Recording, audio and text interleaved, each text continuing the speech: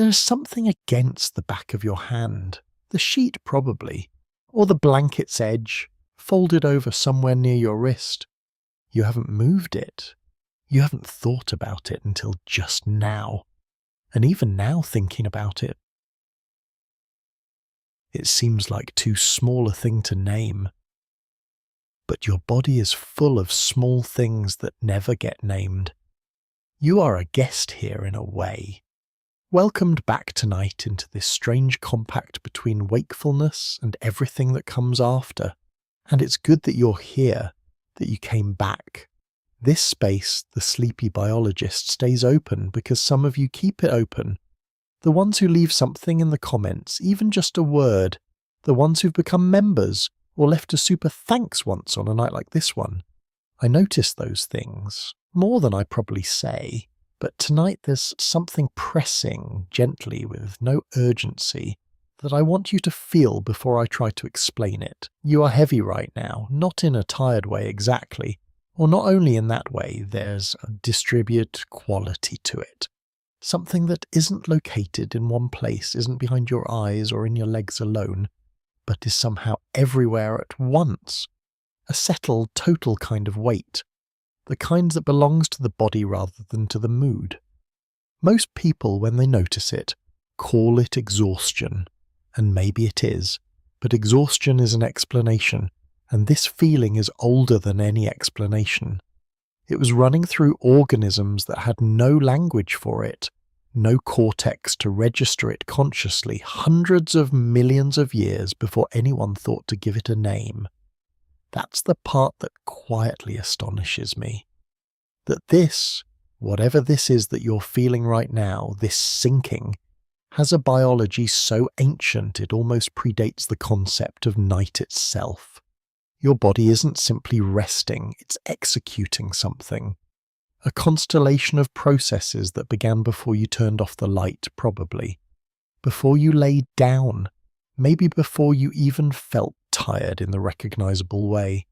There are neurons in your brainstem, a cluster called the ventrolateral preoptic nucleus, though the name matters less than what they do, that have been slowly shifting their activity since the sun went down. They release inhibitory signals, not a single switch, but a kind of dimmer, applied across structures that keep you alert, keep you positioned, keep you organized against gravity.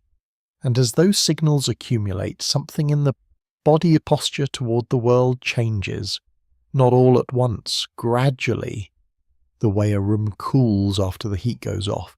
You don't feel it in any single moment, only eventually, and all over. The weight you feel isn't added, it's uncovered. That's the strange thing about it. During the day, your muscles are in a continuous low-level conversation with your nervous system. A background hum of readiness, of slight tension, of small constant corrections. You stand without thinking about standing. You sit without calculating the exact muscle contribution required to not fall sideways. It happens, and it costs something even though you never send a bill for it. At night, in sleep and in the hours approaching it, that conversation quiets, and what you're left with is something closer to your actual weight, the weight a body has when it stops performing the work of being upright in the world. It's heavier than you'd think. There's something I find genuinely strange about this, in the way certain biological facts are strange, not because they're complicated, but because they're so basic. You wonder how you missed them. Your body has two versions of itself, the one that navigates a day, and the one that exists here in the dark, unbothered by the effort of being organized. Most of us only ever meet the first one. You are meeting the second one now. It has no dramatic quality to it. No ceremony. Your brainstem didn't announce what it was doing. Your muscles didn't say goodbye to their tension. The shift happened as these things usually do. Underneath, without your input, following a choreography written long before you arrived. And here you are, pressed into the mattress under the sheet, the weight of the blanket's edge against your wrist. It is not pain. It is not illness. It is not even entirely fatigue. It is what a body does when it finally stops pretending to be lighter than it is, when the biology that has been waiting all day for this particular quiet gets, at last, the conditions it needs to begin.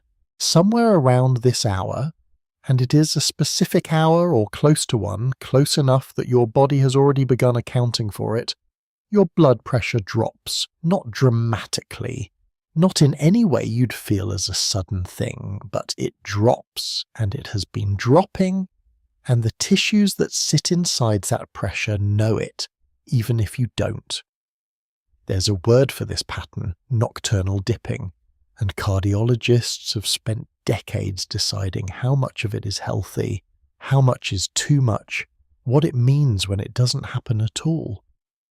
But I find myself less interested in the clinical edges of it than in the simple fact of it, that the force with which your blood moves through you is not constant, that it follows a rhythm, that sometime between midnight and the early hours of the morning it settles into a quieter register, a lower note, held for hours, and then climbs back toward a morning as though it was always going to, as though it knew the way, which in a sense it does.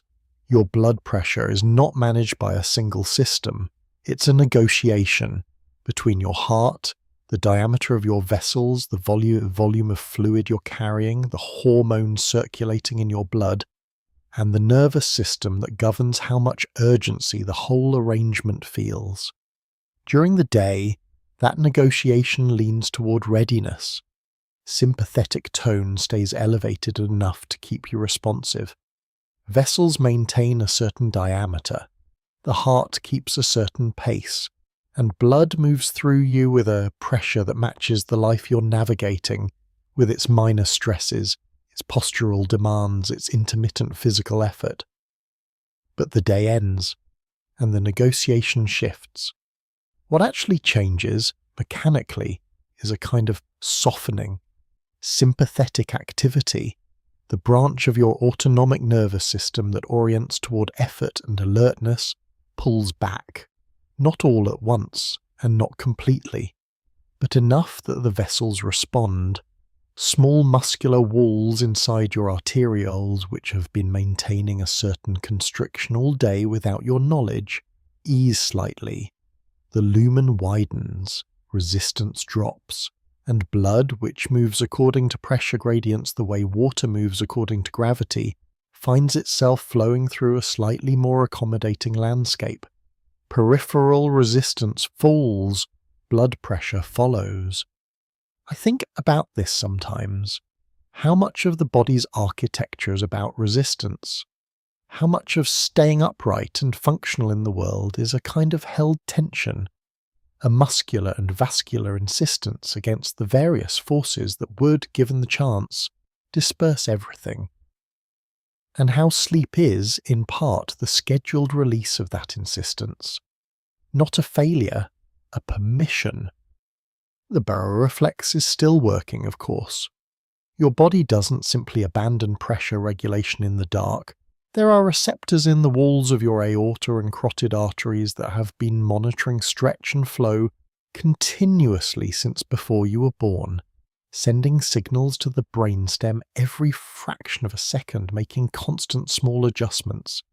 Even now, lying still, that system is awake. It just isn't under the same pressure, in every sense of the word, to maintain the same output. And there's something in that. The idea that the system doesn't stop, only loosens its grip a little, keeps watching but stops insisting. Your heart rate has slowed too, probably. If you tried to find your pulse right now, not at the wrist but somewhere quieter, the side of your neck or the soft place near your temple, you might find it. Slower than you'd find it at noon, more deliberate. Each beat separated from the next by a fraction more silence than it had this afternoon.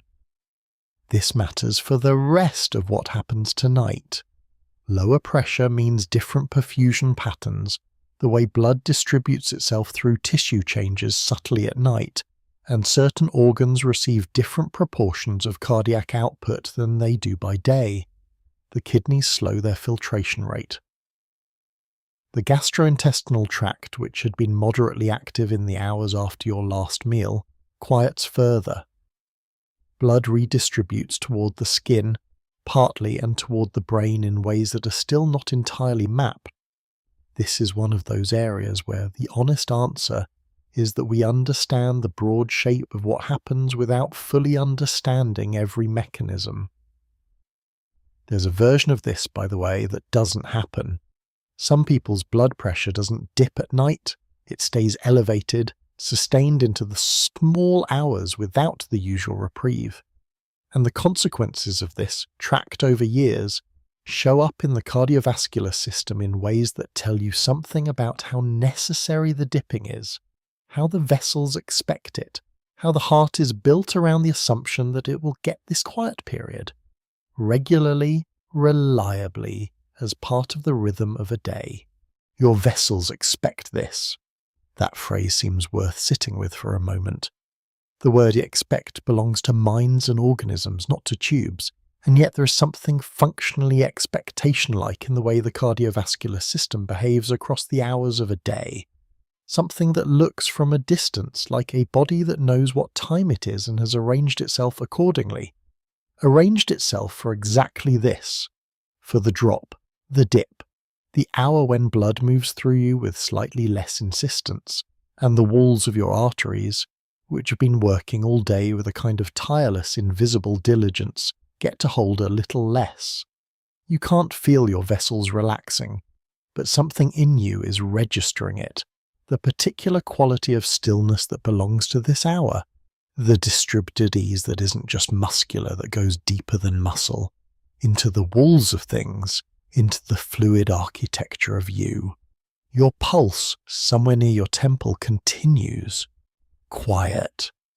A little slower than it was, and the pressure behind it, for now, has agreed to be less.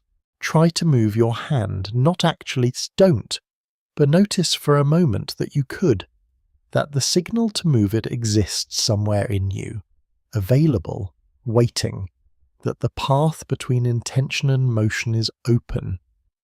Now consider that every night for hours that path gets quietly closed, not by accident, not by exhaustion alone, by a system that has a specific job and does it with a thoroughness that, once you understand it, seems almost, parental maybe. The kind of thoroughness that belongs to something that genuinely does not want you to get hurt. During REM sleep, the stage where most dreaming happens, your brain becomes surprisingly active, not quiet, not resting in any simple sense. Certain regions light up with something close to waking intensity, running through scenarios, rehearsing emotions, doing things that neuroscientists are still arguing about in the most productive way possible. But your body, during this same period, goes somewhere else entirely. Your skeletal muscles, the ones you use to walk and lift and gesture and roll over, lose their tone. Not gradually, quite completely. The brainstem does this. A region called the ventral medial medulla sends signals down the spinal cord that actively inhibit the motor neurons controlling your voluntary muscles. Actively is the word I want to emphasize here, because it surprises people. This isn't a passive thing, a simple absence of instruction. Your brain is working, spending real neural energy to keep you still. The stillness is manufactured, maintained, and there's a reason that feels important. You are, after all, having experiences. Somewhere in the dreaming regions of your cortex, things are happening. Movement, emotion, narrative fragments that have the texture of reality while they're occurring. Without Atonia, your body would respond, you'd act on what you're experiencing. People do occasionally when the Atonia system fails, a condition called REM sleep behavior disorder, where the motor inhibition doesn't engage properly, and people move, speak, sometimes injure themselves enacting whatever the dream contains. The Atonia is protection for you, for whoever is sleeping near you. I find the failure cases oddly clarifying in that way. The moments when a biological system malfunctions tend to illuminate what it was quietly preventing all along. You don't appreciate the scaffolding until a piece of it gives way. Sleep paralysis is a different failure, or not quite a failure, more like a mistiming. The Atonia lingers past the edge of sleep into the moment of waking, and you find yourself conscious but unable to move. Sometimes for seconds, sometimes longer. It's frightening in a way that feels primordial, and there's a reason it appears in folklore across cultures, dressed in different explanations. Demons, spirits, something sitting on the chest. Because the experience has been happening to humans for as long as humans have been sleeping, and we needed stories for things we couldn't explain. But the ordinary version of Atonia, the version happening in you right now, or that happened earlier tonight, or will happen when you slide deeper, that version leaves almost no trace. You don't feel it arrive, you won't feel it lift. You'll simply move at some point, turn or adjust. And your body will have quietly negotiated the return of your own voluntary control without waking you to ask permission. There's something about this that I keep coming back to. The fact that your brainstem is managing this, threading you through hours of enforced stillness and then releasing you, without your awareness, without your input, without even your gratitude, just doing it. The way it does the 100 other things it's doing tonight that you'll never know about. Most of the body's work is like this, invisible, unthanked, running on a logic that predates consciousness by such an enormous margin that consciousness, when it finally arrived, simply inherited all of it, without ever quite understanding what it had been given. Your muscles right now are somewhere on a spectrum. If you're still awake, they carry some residual tone, not the daytime hum of readiness, but something, a faint signal. The conversation between nerve and fibre still open, if quieter. If you're drifting, really drifting, that conversation is thinning. The weight you felt earlier, that pressed into the mattress quality, has something of Atonia in it. Not the full version, the approach of it, the early loosening that happens even in non-REM sleep, as motor tone decreases in graduated steps across the sleep stages, each one asking slightly less of the muscles than the one before. Your body is practicing being still, has been practicing every night, your whole life. We'll keep practicing tonight, in the hours you won't remember, while the brainstem does its careful, unhurried work of keeping the motion out of your dreams. You know that feeling, the one on the second day of bad sleep, when thoughts arrive already half-formed and then sort of stall. When you reach for a word and find the space where it should be oddly soft, like pressing a thumb into something that should be firm. It's not pain, it's more like friction, like the mind is moving through something thicker than air. That feeling has a biology. It's not metaphor or not entirely. There is something physically different about the brain after insufficient sleep, something measurable in the spaces between cells, in the molecular composition of the fluid that moves through neural tissue. And the reason for that difference involves a population of cells that spent most of the 20th century being almost completely ignored. Glia, from the Greek for glue, which tells you something about how they were regarded, structural, passive, the scaffolding around the important parts. For decades, neuroscience was a story about neurons, their electrical signals, their synapses, their elaborate communication networks, and glia were the filler, the support staff, the biological packaging. I find something genuinely melancholy about this in a small way. The most abundant cells in the human brain present in numbers that at least match and possibly exceed neurons depending on the region, and for the better part of a century they were essentially treated as furniture. Then things changed. Not all at once, science rarely works that way, but accumulating evidence, patient and quiet, and eventually impossible to ignore, began to suggest that glia were doing things, specific, necessary, elaborate things, that they were monitoring synaptic activity and modulating it, that they were responding to neural signals and sending signals of their own. That certain types, the microglia, the astrocytes, were behaving less like passive support and more like active participants in whatever the brain was actually doing. And then, in sleep research, something stranger still. The brain has a waste clearance system, a network of fluid channels that runs alongside blood vessels through neural tissue, moving cerebrospinal fluid through the brain in a way that carries metabolic byproducts out. It has a name now, the glymphatic system.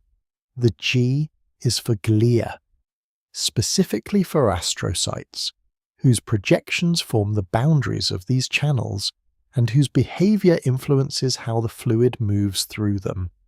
During waking, this system operates, but during sleep, particularly during deep, slow-wave sleep, something shifts. The spaces between brain cells, the interstitial gaps, appear to expand. Some studies suggest by as much as 60%. And through these widened channels, cerebrospinal fluid moves more efficiently, clearing out metabolic debris that accumulated across the day's neural activity. Beta amyloid, tau proteins, metabolic byproducts of the constant electrochemical work that thinking requires. The brain, in other words, takes out its own trash, and it does this most effectively when you're asleep, when you are here, in the dark, not asking anything of it. I want to be careful here because some of this, the precise mechanics, the exact degree to which glymphatic clearance depends on specific sleep stages, the full relationship between this system and neurodegenerative disease is still being worked out. The science is real and the findings are robust enough to have shifted the field considerably, but I'd rather tell you what's known with appropriate uncertainty than describe it with a confidence the data doesn't quite support yet. What seems clear is that sleep serves a cleaning function in the brain that waking simply cannot replicate. What seems clear is that glia are central to this. What's less clear is every detail of the mechanism. That feels honest. And honesty, I think, is its own kind of restful. What you might find interesting, or what I find interesting, and suspect you might too, is what this suggests about the morning after quality of a poorly slept night.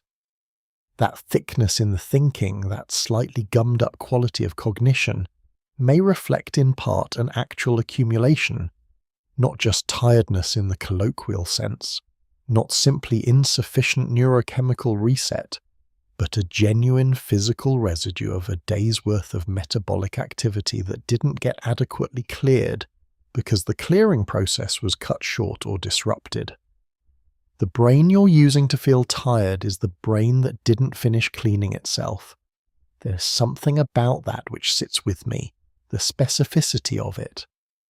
That cognitive fatigue isn't purely electrical or chemical in the mood molecule sense, but has a structural dimension, a spatial dimension, that the sluggishness of a sleep-deprived mind might be, at least partly, a fluid dynamics problem. Astrocytes, a type of glia with long branching projections that contact both neurons and blood vessels, are doing several other things tonight that are worth knowing about, even briefly. They're regulating the concentration of ions in the space around neurons, which affects how easily neurons fire. They are taking up excess neurotransmitters from synapses and recycling them. They are maintaining the blood-brain barrier, that selective filter that decides what gets into neural tissue from the bloodstream. They are, in a word, busy. in a way that nobody suspected when they were named after glue. Microglia, for their part, the brain's resident immune cells, also a type of glia, spend sleep hours in a state of active surveillance and maintenance. They extend and retract their processes through neural tissue, monitoring synaptic health, pruning connections that have gone unused, responding to any signs of damage or molecular irregularity. There are conservatively tens of billions of these cells in your brain right now, moving, monitoring, adjusting the molecular landscape of your neural tissue in ways that make the next day's thinking possible. You will not feel any of this. You will not feel the fluid moving through the widened interstitial channels. You will not feel the astrocyte processes buffering your synaptic ion concentrations, or the microglia extending and retracting in their patient inspection of your neural architecture. But you might tomorrow feel its absence if it goes wrong. There's that soft, resistant quality in the thinking, that thumbprint in something that should be firm. Or, if the night goes well, you might feel nothing at all, which is, in its own way, the point. The glia do their work, the channels move their fluid, the debris clears, and you wake up with a mind that has been quietly restored to something like its original specification. Without ceremony, without your participation, without your knowledge that anything happened at all, just the brain tending to itself, the way it always has, the way it was doing long before anyone thought to look. It started accumulating the moment you woke up this morning. You didn't notice. There was no sensation attached to the beginning of it, no signal, no warning, no particular heaviness in the first hour. You were simply awake, moving through the early part of the day, and somewhere in the metabolic activity of your neurons, a molecule was being produced and released into the spaces between cells, and it was beginning very quietly to collect.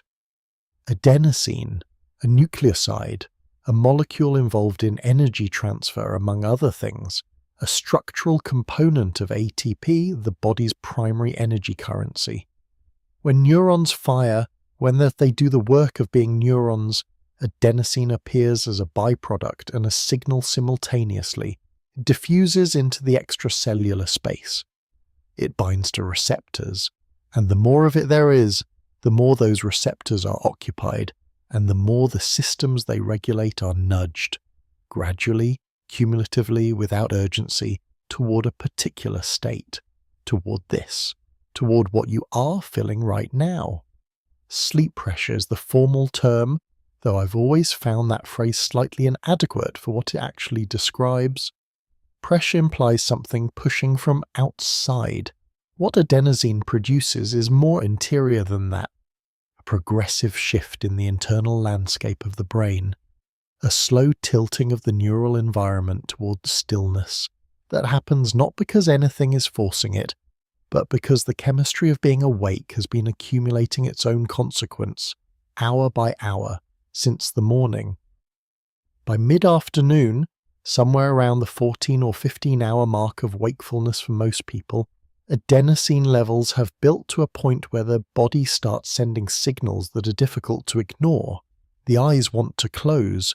Concentration develops a kind of drag. Decisions that would feel simple at 9 in the morning require a fraction more effort. This is not weakness. It is not poor discipline. It is the molecular record of a full day of neural activity, sitting in the receptor landscape of the brain and making its presence felt. And here, now, in the late hours, if you've been awake since morning, if this is the end of a long day, the accumulation is near its peak. That weight you've been carrying into the pillow, that specific gravity in the limbs, the way the edges of thought have softened, the way the room feels slightly less urgent than it did this afternoon. Some meaningful portion of that is adenosine, not a metaphor for tiredness, the actual molecular substrate of it, bound to receptors in your basal forebrain, your brainstem, your cortex, speaking a chemical language that translates at the level of felt experience as enough, enough now, stop. The receptors themselves, adenosine receptors, designated A1 and A2A among others, are distributed across brain regions in patterns that explain a lot about what tiredness actually feels like. A1 receptors, when activated, reduce neuronal excitability. They make neurons less likely to fire in response to input. They turn down the gain selectively in regions involved in attention and arousal. A2A receptors, concentrated in areas including the basal ganglia and the nucleus accumbens, affect motivation and reward processing, which may explain why tiredness isn't just cognitive but is also strangely motivational. Why the things that seemed worth doing at noon start seeming less compelling by midnight. Your brain on high adenosine is not a broken brain. It is a brain that has kept accurate accounts. There's a system, the ascending arousal system, a collection of nuclei in the brainstem and hypothalamus that release wakefulness-promoting neurotransmitters like norepinephrine, serotonin, histamine, and orexin that adenosine progressively inhibits. These nuclei, when active, keep the cortex in a state suitable for waking life. They maintain the tone of alertness, and as adenosine accumulates and inhibits them, they quiet, and the cortex they support begins its own gradual descent, the brainstem going soft, the cortex following. All of this is happening along a timeline that is, in its basic architecture, ancient. Adenosine signaling as a marker of metabolic activity, as a way for tissues to know how much work has been done and when to rest, predates the vertebrate brain by an enormous margin. Simpler organisms use adenosine-like signals to coordinate activity and rest at the cellular level. The version operating in your brain tonight is a vastly more elaborate implementation of a principle that has been around in some form for hundreds of millions of years. You are tired in a way that evolution designed, and sleep, when it comes, when the adenosine load finally tips the balance and the arousal system's quiet enough for the sleep-promoting regions to take over, sleep begins to clear it. The glymphatic system we talked about earlier plays a role, but adenosine itself is metabolized during sleep, broken down and recycled, its receptor occupancy falling across the hours of the night.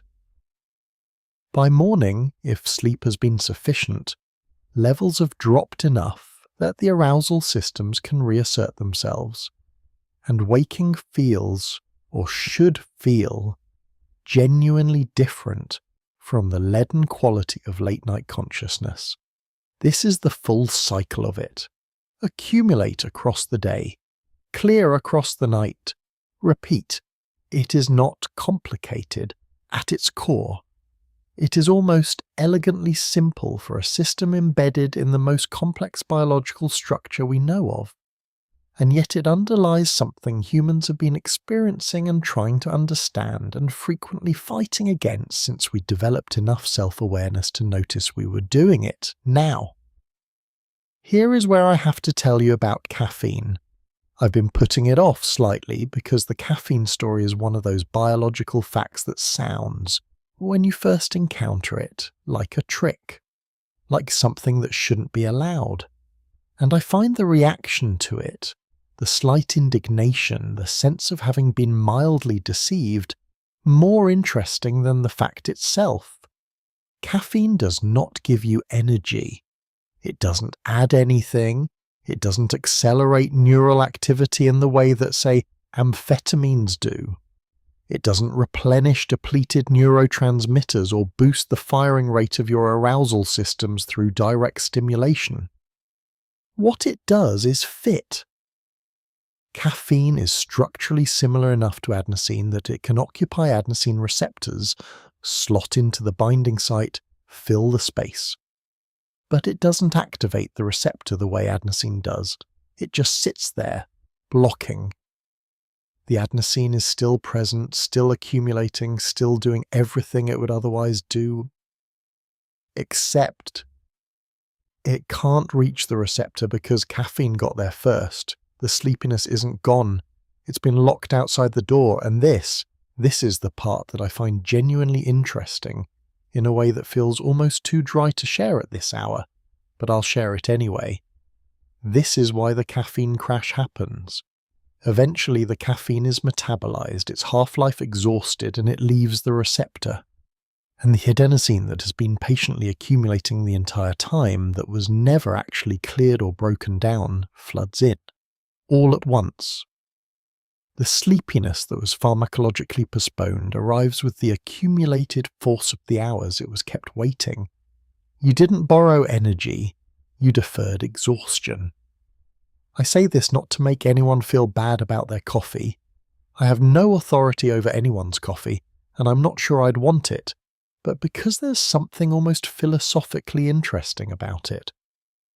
The idea that alertness can be mimicked without the underlying state changing, that you can feel awake while the molecular record of your wakefulness continues to build, unchecked, behind the pharmacological curtain. The body keeps accurate accounts. It doesn't forget the hours. Right now, depending on when you last had caffeine and how your particular liver metabolizes it, there's genetic variation in how quickly people clear caffeine, meaningful variation, not a trivial difference. Your adenosine receptors may be mostly free, or they may still have some caffeine in them, or the caffeine may have cleared hours ago and the adenosine load is fully expressed. You'd know, roughly, from how you feel, from the quality of the weight you're carrying. That weight, whatever its exact molecular composition at this moment, is real. It is measurement. It is your nervous system's faithful record of the day you lived, translated into the language of receptor occupancy and descending arousal, into the specific gravity of a body that has done enough, that knows it has done enough, that is asking, in the only language available to it, for the one thing that will actually clear the account. The neurons are quiet now, or quieter. The receptors full. And somewhere in the slow metabolic work of the hours ahead, the adenosine will be broken down, the receptors will empty, and whatever tomorrow requires of you, your brain will be at least somewhat more prepared to offer it. For now, the chemistry says stay, and the weight of the day sitting in the binding sites of 100 billion cells says the same. There is a warmth, sometimes, not always noticeable.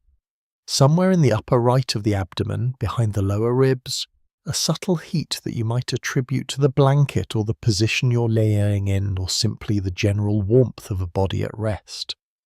Most people, if they noticed it at all, would not think to name it, would not think to ask where it came from.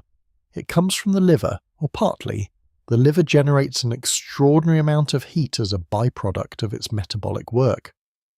It is one of the most thermogenically active organs in the body, consistently among the warmest internal structures, contributing meaningfully to core body temperature through nothing more than the sheer volume of chemical reactions it runs continuously, without rest, without complaint, across every hour of every day of a life. But the reactions it runs at night are different from the ones it runs by day. This is the part that surprises people when they hear it. The liver has a clock, not metaphorically, a genuine molecular circadian clock, the same basic architecture of clock genes and feedback loops that operates in the brain's suprachiasmatic nucleus, running locally in hepatic tissue, coordinating the timing of metabolic processes to match the anticipated demands of the day. BMAL1 and clock proteins, period genes, cryptochrome genes, the same molecular machinery that times your sleep-wake cycle operates inside your liver, telling it what time it is, telling it what kind of work to do now versus later, and what it does between roughly 1 and 4 in the morning is worth knowing about. Glycogen, the storage form of glucose, those long branching chains of sugar molecules packed into hepatic cells across the day, begins to be mobilized more actively in the late night hours. The enzyme glycogen phosphorylase, activated through a cascade of signals including glucagon released by the pancreas in response to falling blood glucose, begins cleaving glucose units from these stored chains and releasing them into the bloodstream. Your brain, which cannot store meaningful amounts of glucose itself, and which continues to consume it through the night at a rate that is surprisingly close to its daytime consumptions, depends on this process, on the liver releasing what it stored, on this quiet nocturnal transaction between organs that never consult you about the arrangement. You're being fueled right now by sugar that your liver has been holding since dinner, possibly since lunch. The liver took it from the portal circulation, converted it, stored it, and is now, in the dark, in the specific metabolic mode of the early morning hours, returning it to you in the form your brain requires. There's something in this that I find quietly extraordinary. And I don't say that to dramatize it, because the liver is not a dramatic organ. It has none of the cultural weight of the heart, none of the mystique of the brain. Nobody writes poems about the liver. It sits behind the ribs, enormously capable, doing approximately 500 distinct metabolic functions at any given moment, and receives almost no acknowledgement from the person it sustains. It is, in the most complete sense, a background organ, present in awareness only when something goes wrong with it. But at 3 a.m. it is arguably the busiest organ in the body, or among the busiest, and the heat it generates, real, measurable, distributed into the surrounding tissue and eventually into the bloodstream, is part of what you feel when you feel the particular warmth of being deeply at rest. Bile synthesis is another piece of the nighttime hepatic picture. The liver produces bile continuously, a fluid essential for fat digestion, composed of bile acids, cholesterol derivatives, bilirubin, electrolytes, and the rate of bile acid synthesis peaks in the late night and early morning hours, driven in part by circadian regulation of the rate-limiting enzyme in the synthesis pathway, CYP7A1. This enzyme, which converts cholesterol into the primary bile acid, shows strong circadian expression, its activity rising through the night, peaking before dawn, then falling across the morning. Why the night? Partly anticipatory, the liver timing its preparatory work for the digestive demands of the coming day, producing the bile that will be needed for the first meal before that meal exists. The liver preparing for a breakfast that hasn't been decided yet. Protein metabolism too takes on a specific character in the late hours. Certain plasma proteins are synthesized at higher rates during sleep. Albumin, clotting factors, acute phase proteins, and the liver's protein synthesis machinery, which is among the most active in the body, runs a particular pattern of production across the night that reflects both circadian programming and the lower demand for immediate glucose output that comes with sleep and reduced muscular activity. The ribosomes in hepatic cells during these hours are occupied with a different set of instructions than they were at noon. I want to be honest that the full picture of hepatic circadian biology is still being assembled. What I've described, the timing of glycogenolysis, the peak in bile acid synthesis, the patterns of protein production, these are well-established findings, replicated, mechanistically understood, at least in their broad outlines.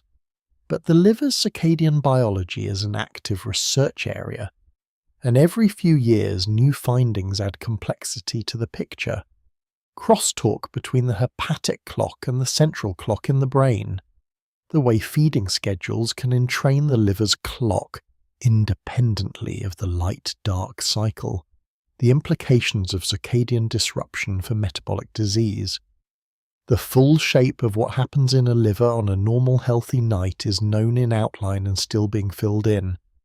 What's not in question is the activity, the heat, the quiet industrial scale of it. Your liver right now weighs somewhere between 1.5 and 2 kilograms. it receives approximately 25% of cardiac output. A quarter of everything your heart pumps flows through it, through the hepatic artery and the portal vein, carrying oxygen and the molecular raw materials of its work and the products of digestion and the hormonal signals that tell it what the rest of the body currently needs. It filters this blood. It transforms what passes through it. It detoxifies compounds, conjugates molecules for excretion, synthesizes what the body requires, stores what can be stored, releases what needs to be released. All of this is happening right now, under your right ribs, in the dark. The warmth that you might feel there, or might feel now that I've mentioned it, the body being suggestible in the gentlest way, that warmth is thermogenesis. Heat as a byproduct of chemistry. The liver does not intend to warm you. It is simply busy, and business at this scale produces heat the way any engine does, not as a goal but as a consequence. Except that the heat goes somewhere useful, distributed into the portal circulation, into the hepatic veins, into the inferior vena cava, into the right side of the heart, and then into the pulmonary circulation and back and into the systemic circulation and out, spread through the body in the bloodstream, contributing to the core temperature that the hypothalamus is trying to maintain within its narrow nighttime range. The liver's metabolic heat is part of the thermal budget of a sleeping body. Part of the warmth that keeps the muscles from cooling too far, that keeps enzymatic reactions throughout the body running at their required rates. You're being kept warm in part by the chemistry of your own organ processing last night's dinner. There are people who study hepatic chronobiology, the intersection of liver function and circadian timing, who describe a concept sometimes called metabolic jet lag, the state that occurs when the liver's internal clock becomes misaligned from the central clock in the brain, usually through irregular eating schedules, shift work, or chronic sleep disruption. In this state, the liver's metabolic programs run at the wrong times, glycogen mobilization out of phase with actual energy needs, bile synthesis mistimed relative to digestive demand, protein synthesis patterns disrupted. The metabolic consequences accumulate over time in ways that are associated with increased risk of insulin resistance, fatty liver disease, dyslipidemia. The liver, in other words, needs the night to be the night, needs the dark to mean something metabolically, needs the quiet of the sleeping hours to do the work that the quiet hours are for. Right now it is getting what it needs. You are, without effort, without intention, giving your liver the conditions under which it does its best work. The darkness, the low cortisol, the reduced portal flow from a digestive tract that is mostly quiet, the hormonal signaling of the sleeping body, all of this creates the context in which the hepatic circadian program can run as it was designed to run, timed correctly, sequenced properly. The bile synthesis and the glycogen mobilization and the protein production each occurring in their appropriate window, in the appropriate order.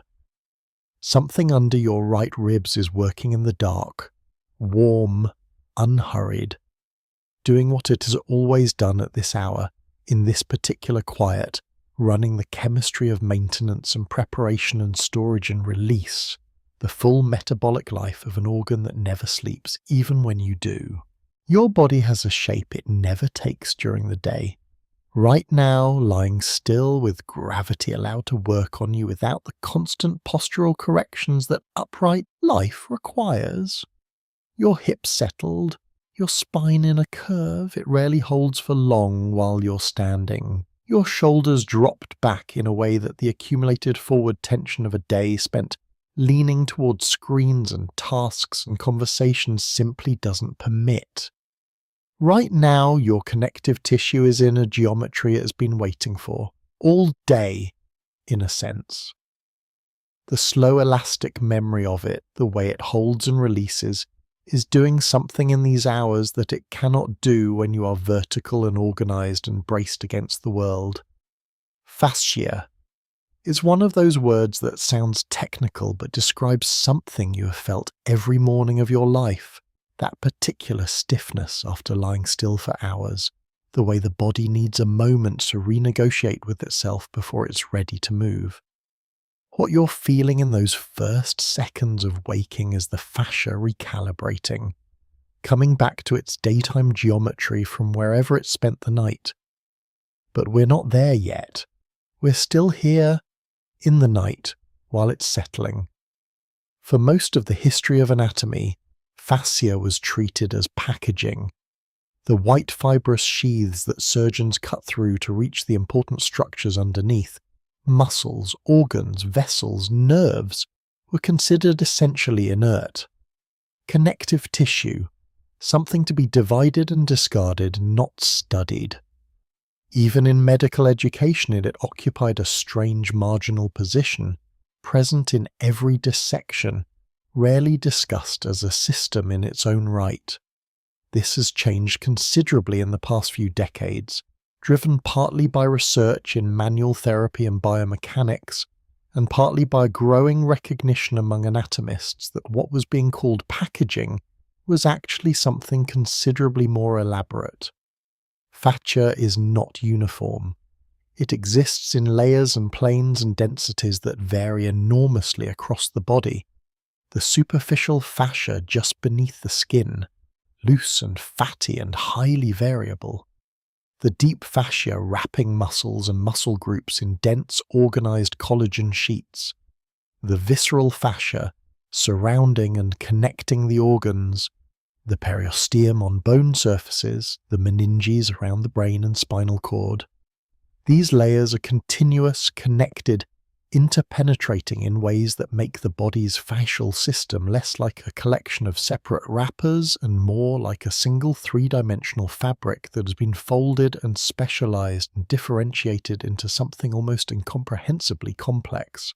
And running through this fabric, which is the part that changed everything scientifically, are receptors, Ruffini endings, Pacinian corpuscles, free nerve endings in the interstitial tissue, Golgi tendon organ-like mechanoreceptors. These structures, embedded in the collagen matrix, respond to mechanical deformation, to stretch, compression, shear, fluid pressure changes, and send signals to the central nervous system that contribute to something called proprioception, the sense of where your body is in space, the felt knowledge of your own position and movement that operates continuously and mostly unconsciously beneath the surface of awareness. You know where your hand is right now without looking at it.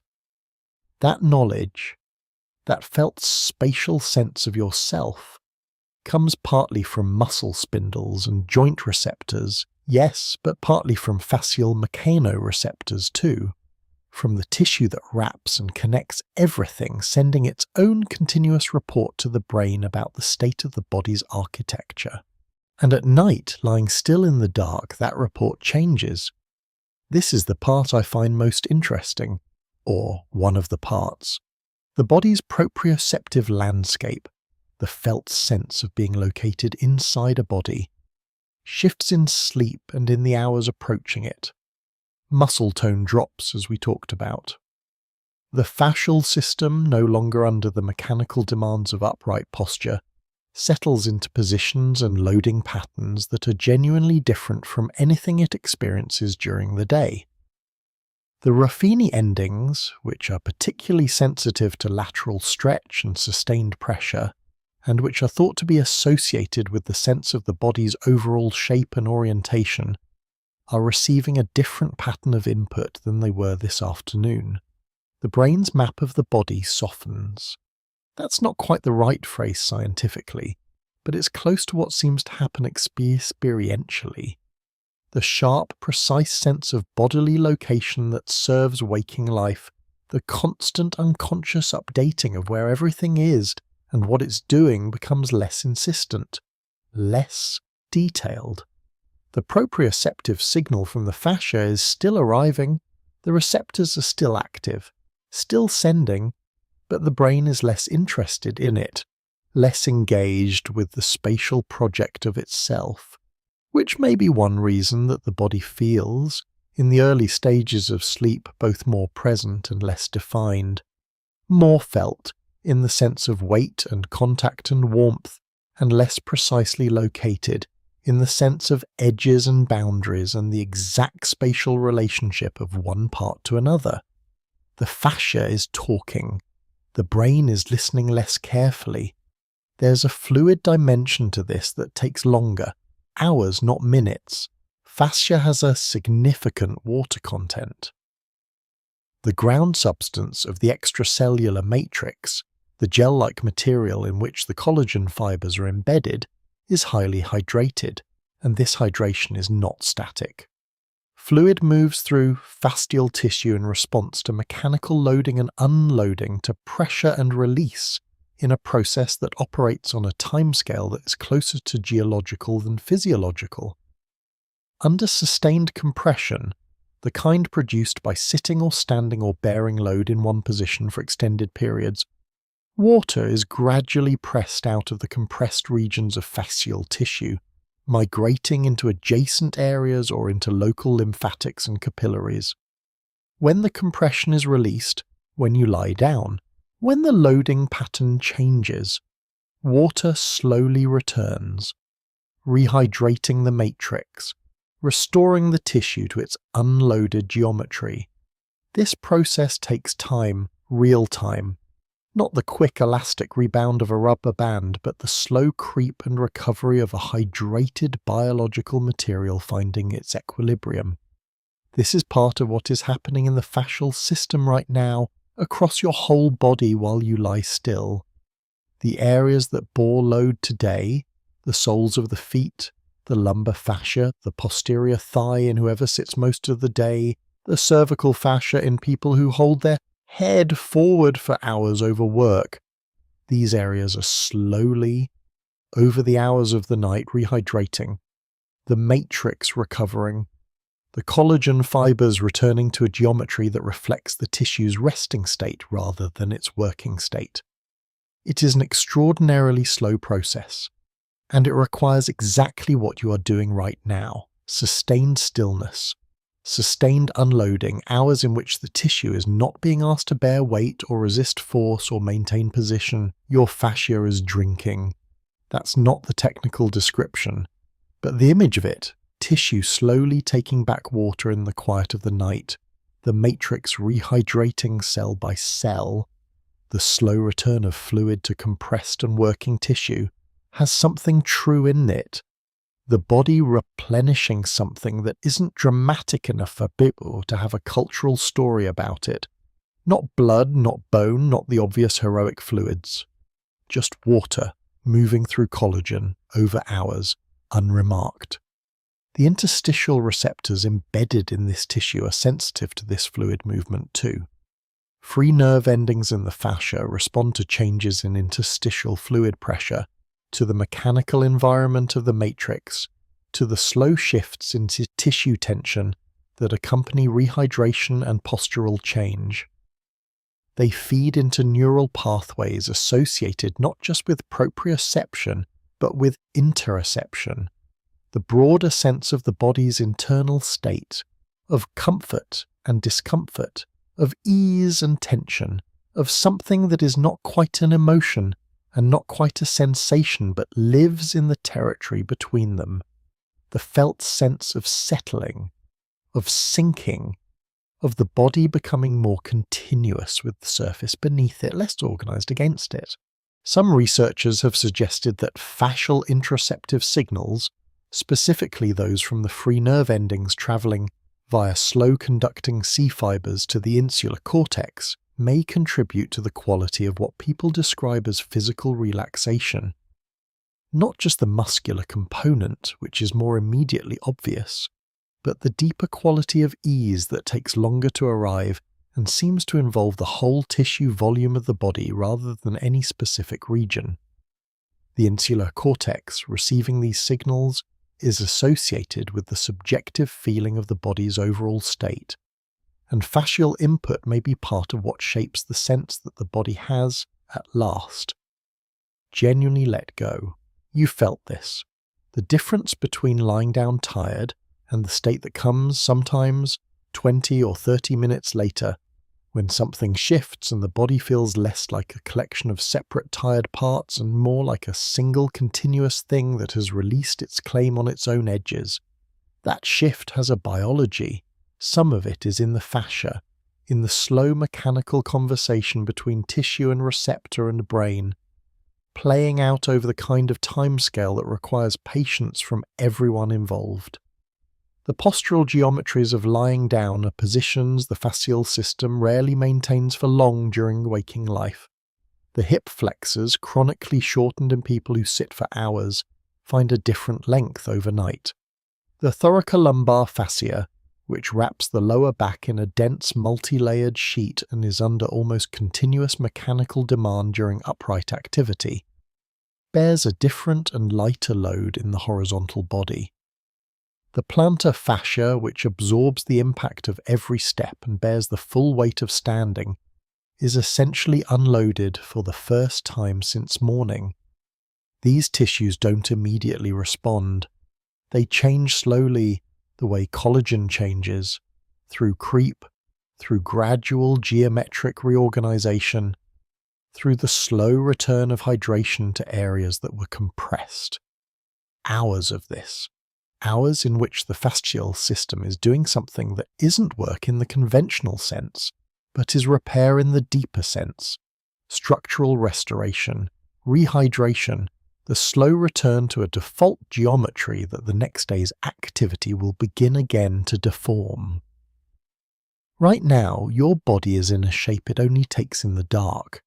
The fascia is settling into it. The receptors embedded in it are sending their quieter nighttime signals. The brain, receiving them, is making a softer, less precise map of where you are, a map suited to rest rather than navigation. And the tissue is taking back what the day took from it, slowly, without ceremony, in the patient, unhurried way of things that have no awareness of being patient. The effort of keeping your eyes open has become slightly unreasonable, not painful, not even particularly noticeable until you notice it, and now that you have, it seems obvious. The eyelids carrying a small but stubborn weight, the light, if there is any, asking more of the visual system than the visual system currently wants to give. Most people, if asked what causes this, would say melatonin. They wouldn't be entirely wrong, but they wouldn't be quite right either. Melatonin does not make you sleep the way a sedative makes you sleep. It doesn't bind to GABA receptors and suppress neural activity the way benzodiazepines do. It doesn't act on histamine receptors or adenosine receptors or any of the direct arousal suppressing pathways that pharmaceutical sleep aids typically target. If you took melatonin in the middle of the day, at the wrong circadian phase, it would not knock you out. It would do almost nothing you could feel. What it does is tell time. The pineal gland, a small structure sitting roughly in the geometric center of the brain, about the size of a grain of rice, with a history in human thought that vastly exceeds its actual size, begins releasing melatonin into the bloodstream when light levels fall, specifically when the retina stops receiving the short wavelength light that suppresses its production. The retinohypothalamic tract carries light information from specialized photoreceptive cells in the retina, intrinsically photosensitive retinal ganglion cells containing a photopigment called melanopsin, to the suprachiasmatic nucleus in the hypothalamus, the brain's master circadian clock. The suprachiasmatic nucleus, reading the light signal as day or night, sends the appropriate instructions along a multisynaptic pathway to the pineal gland. Light, don't release. Dark, release. The melatonin that enters the bloodstream from the pineal is not staying in the brain. This is the part of the story that most melatonin explanations skip over entirely, and it's the part I find most worth slowing down for. Melatonin receptors, specifically MT1 and MT2 subtypes, are distributed throughout the body. In the suprachiasmatic nucleus itself, where melatonin feeds back to modify circadian timing, in the retina, in the pituitary gland, in the cardiovascular system, where melatonin influences heart rate and vascular tone and contributes to the nocturnal blood pressure dipping we talked about earlier, in the gastrointestinal tract, in the immune system, in adipose tissue, in the liver, which, as we have just seen, is already running its own circadian program, and which uses the melatonin signal as one of several inputs to coordinate that program with the central clock. A single molecule released from a grain of rice-sized gland, travelling through the entire body simultaneously, landing on receptors in dozens of different tissues and telling each of them, in the only language available, it is night. This is what I mean when I say melatonin is information rather than sedation. It is a broadcast, a signal sent body-wide with a single piece of content. The external world has gone dark, and each tissue that receives it responds according to its own local programming. The cardiovascular tissue responds one way, the immune tissue responds another. The suprachiasmatic nucleus, receiving it as feedback, uses it to calibrate the central clock. And in many of these tissues, melatonin changes gene expression. This is where the scale of it becomes genuinely difficult to hold in mind. Melatonin doesn't just bind to a receptor and produce an immediate physiological effect. The way a neurotransmitter crosses a synapse and changes a membrane potential. In many target tissues, the MT1 and MT2 receptors are coupled to intracellular signaling cascades that ultimately affect which genes are transcribed. The melatonin signal arriving at a cell can shift the cell's protein production, changing what enzymes it makes, what channels it expresses, what metabolic pathways it prioritizes, in ways that unfold over hours rather than seconds. The darkness outside is, through this chain, altering gene expression in your liver, in your blood vessels, in your immune cells. The night is being written into the body at the molecular level. I want to be careful not to overstate this. Gene expression changes in response to melatonin are not dramatic rewrites.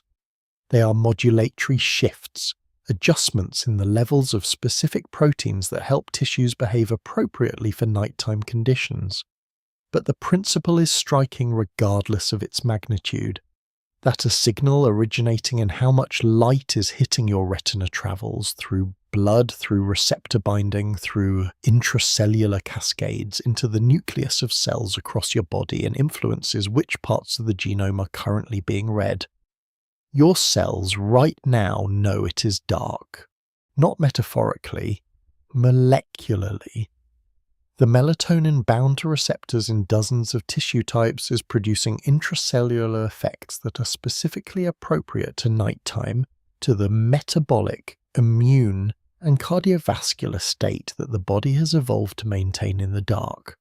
This is why shift work and artificial light exposure at night have measurable health consequences over time.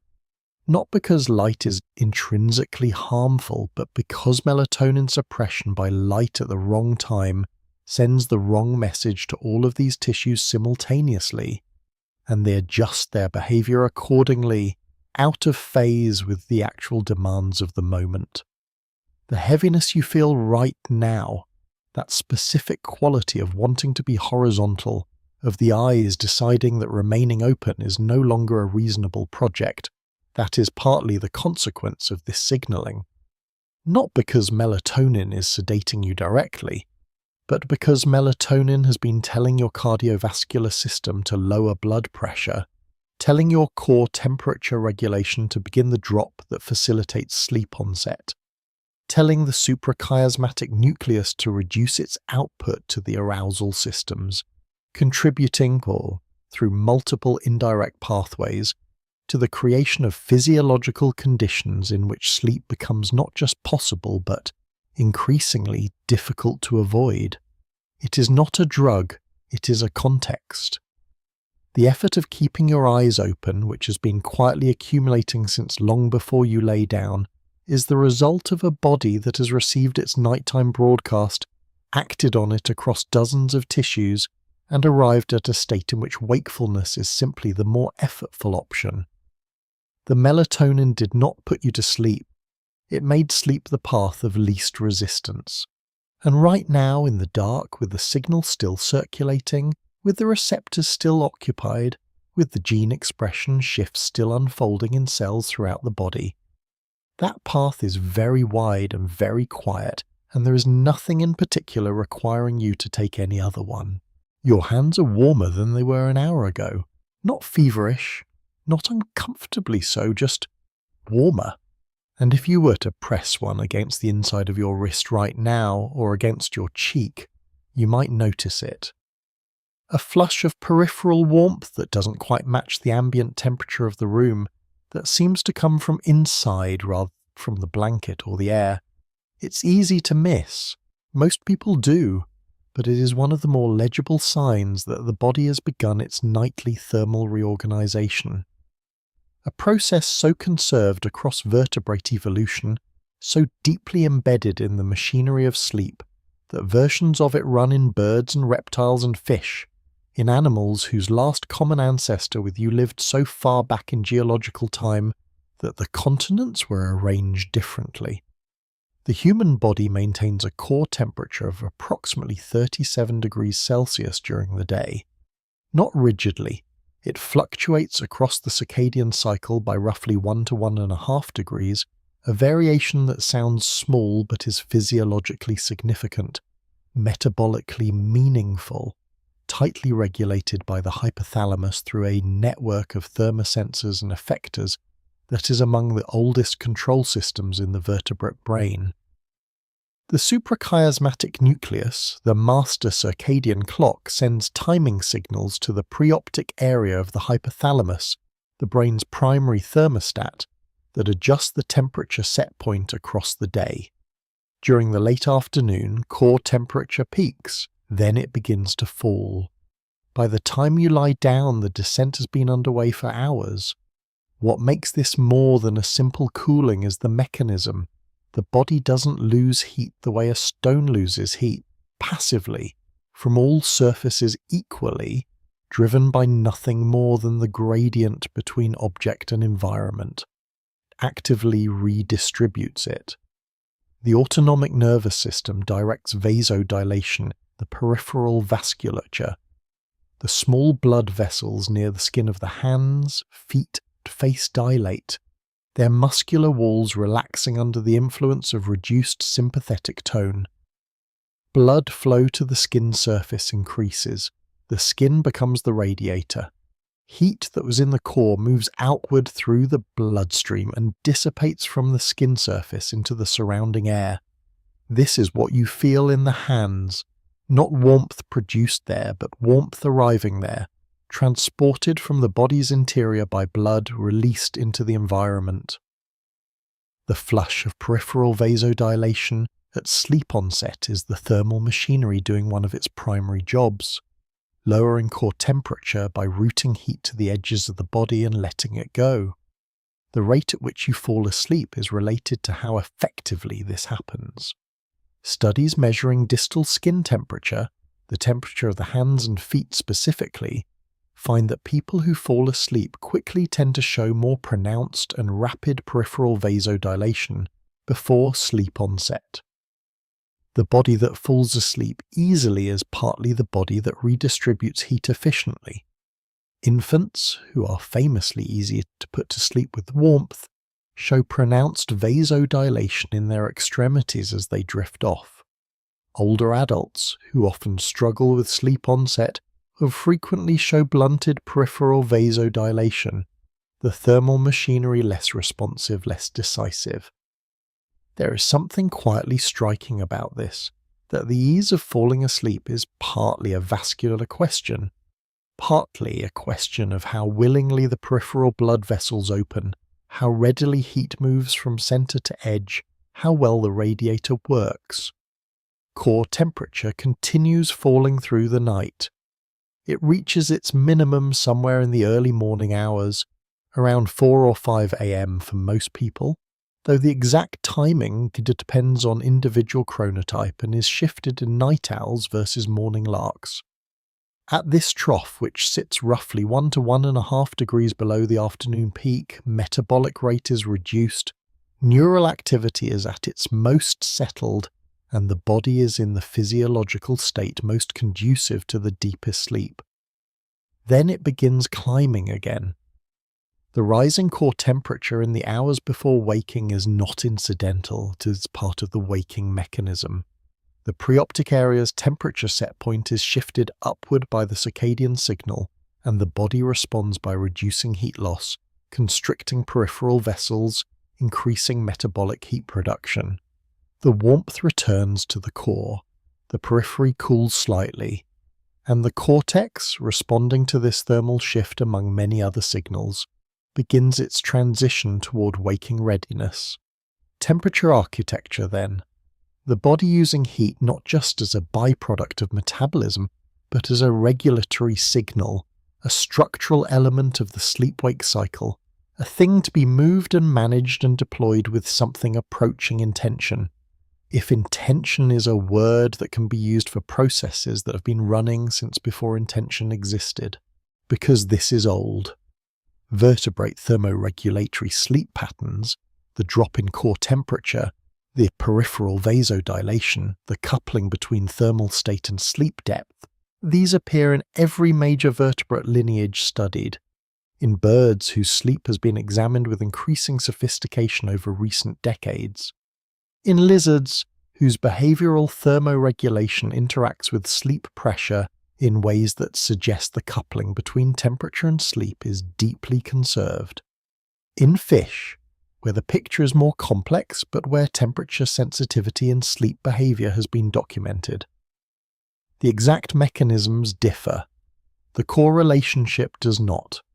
What this means, in the plainest terms, is that the cooling happening in your body right now is an ancient solution, not invented by mammals, not invented by primates, something that was already present in the common ancestor of most vertebrates, refined and elaborated across hundreds of millions of years into the precise, tightly regulated system that is quietly running in you tonight.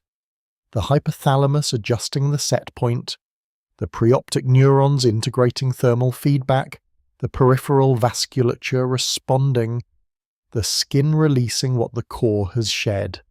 All of this was happening in animals that would not be recognizable as your relatives, happening in animals that had no capacity to know it was happening, no cortex to register the warmth in the extremities, or the comfortable weight of a cooling core settling toward its nightly minimum. You have that cortex, but you're not using it to manage this. It runs without you, has always run without you. The thermal regulation of sleep is not something your conscious mind participates in. It was handed to you complete, already functional by a lineage so long it becomes abstract when you try to hold it.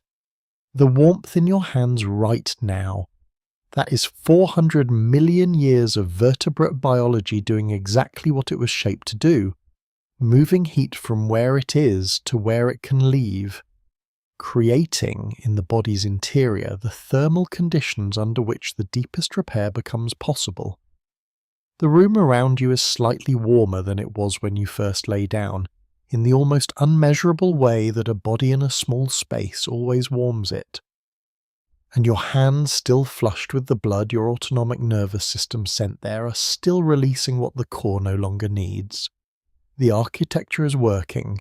It has been working in one form or another since long before there were hands to feel warm. Lying very still, there is sometimes a feeling, not quite relaxation, more like the absence of a tension you didn't know you were holding. Something organized in the muscles and the chest that has, without announcement, temporarily stood down. Doesn't feel like anything dramatic.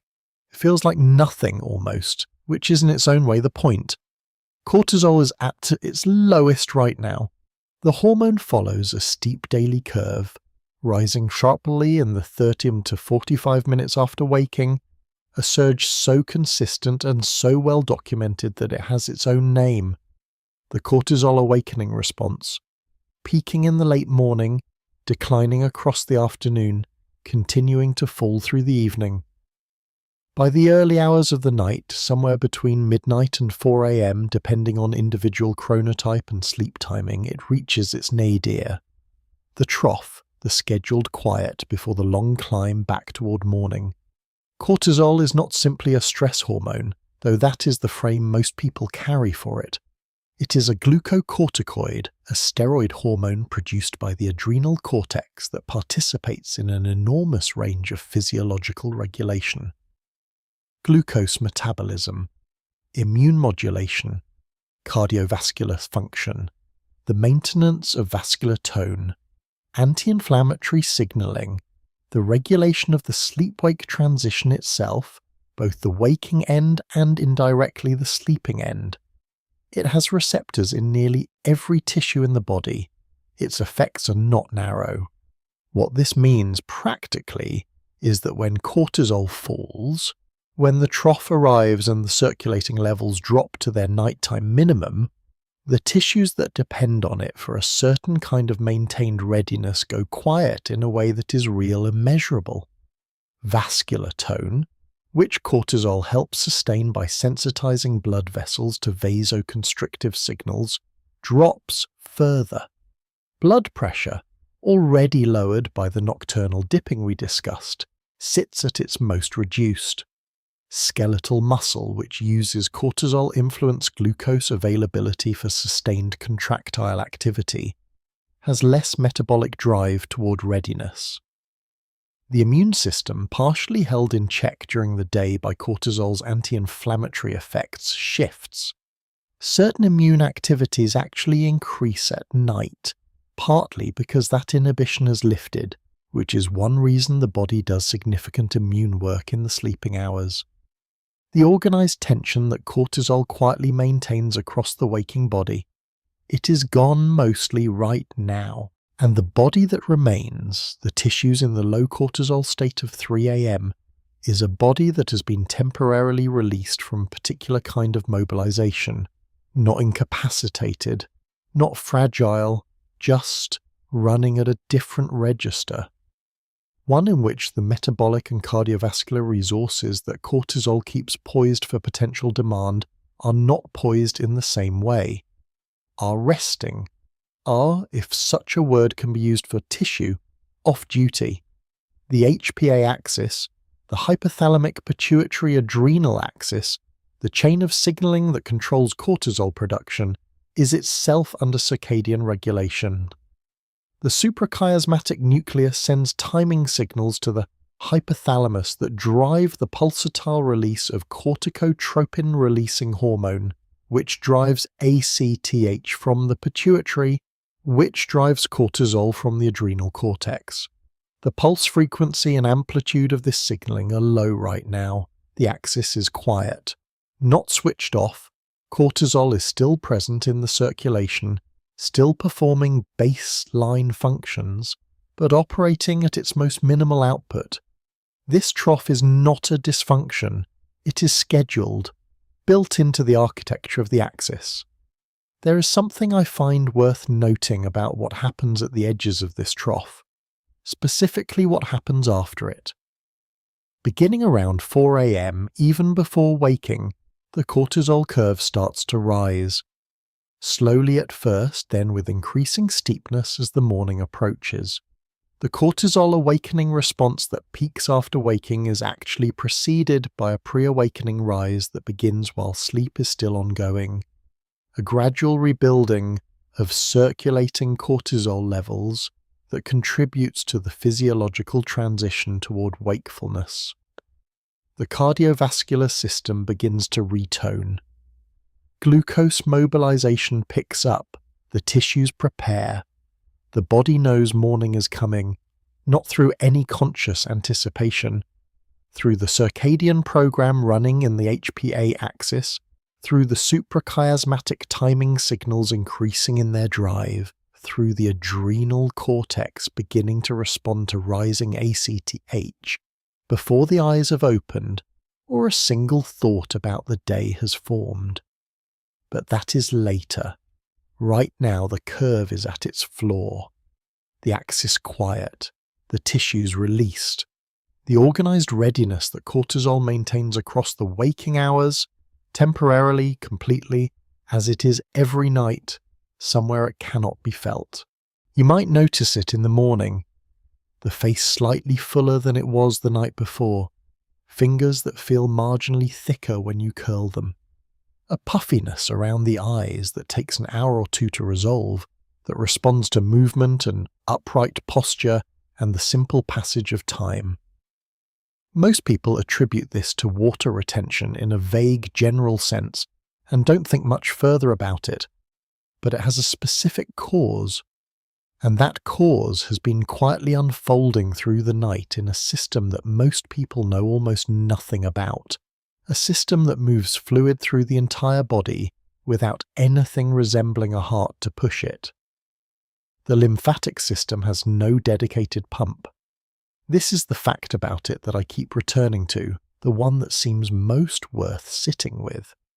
The cardiovascular system has the heart, 4 chambers, a muscular wall, a contraction cycle that generates the pressure gradient that moves blood through 60,000 miles of vessels. The lymphatic system has none of this. It moves its fluid, lymph, a pale liquid derived from the interstitial fluid that bathes every cell in the body, through a network of thin-walled vessels and lymph nodes using only secondary mechanical forces. The contraction of skeletal muscles squeezing lymphatic vessels as they move, the pressure changes in the chest created by breathing, which draw lymph upward through the thoracic duct toward its drainage point in the left subclavian vein, the pulsation of nearby arteries transmitting mechanical force through tissue to adjacent lymphatics, one-way valves at intervals along the vessels, ensuring the fluid doesn't simply slosh back. That's all. That's what moves it, which means that when the muscles stop contracting, when you lie still, when the body's movement quiets into the sustained stillness of sleep, lymphatic flow slows significantly, not to zero.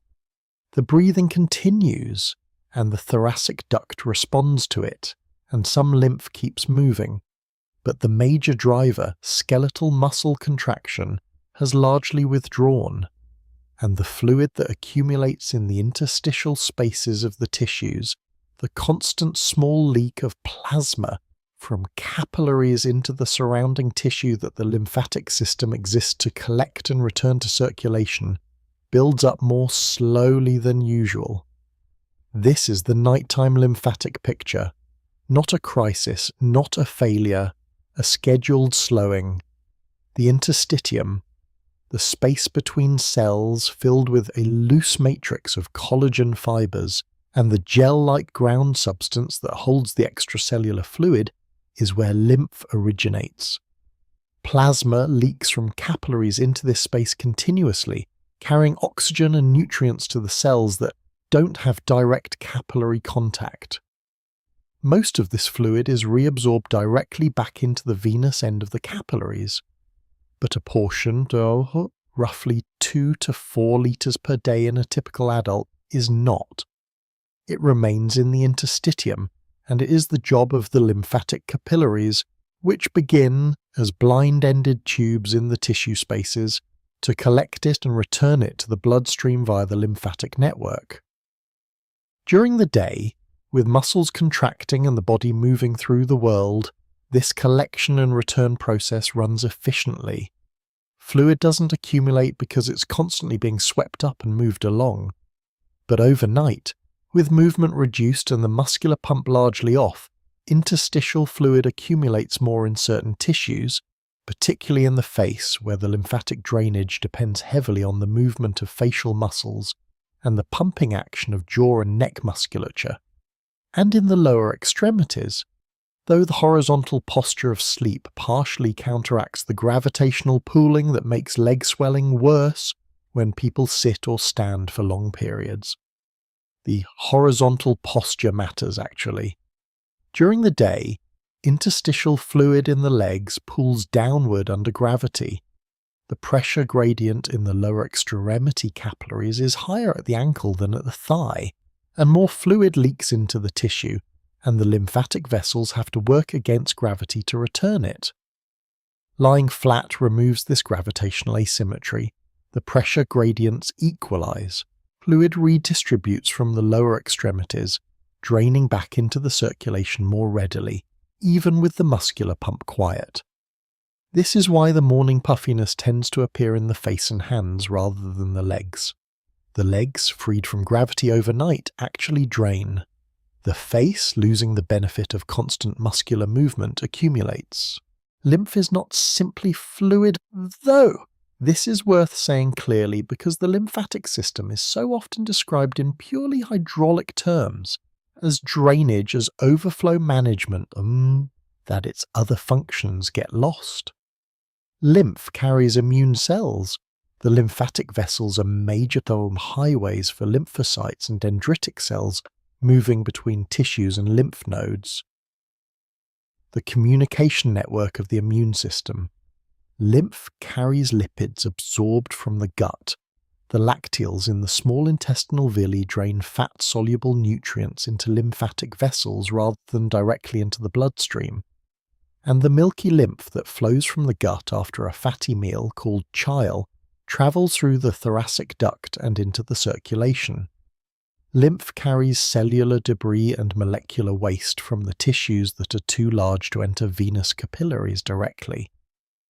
The slow nighttime movement of this fluid is not just a hydraulic slowing, it is a slowing of immune trafficking, of lipid transport, of debris clearance from the interstitium.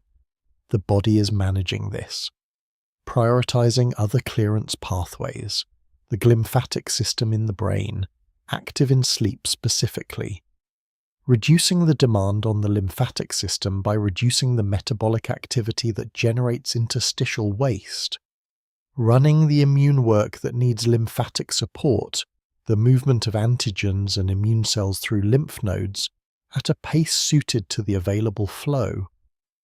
There is a sound sometimes in a very quiet room, not always, not reliably, and I hesitate to describe it because it's the kind of thing that becomes inaudible the moment you try to hear it.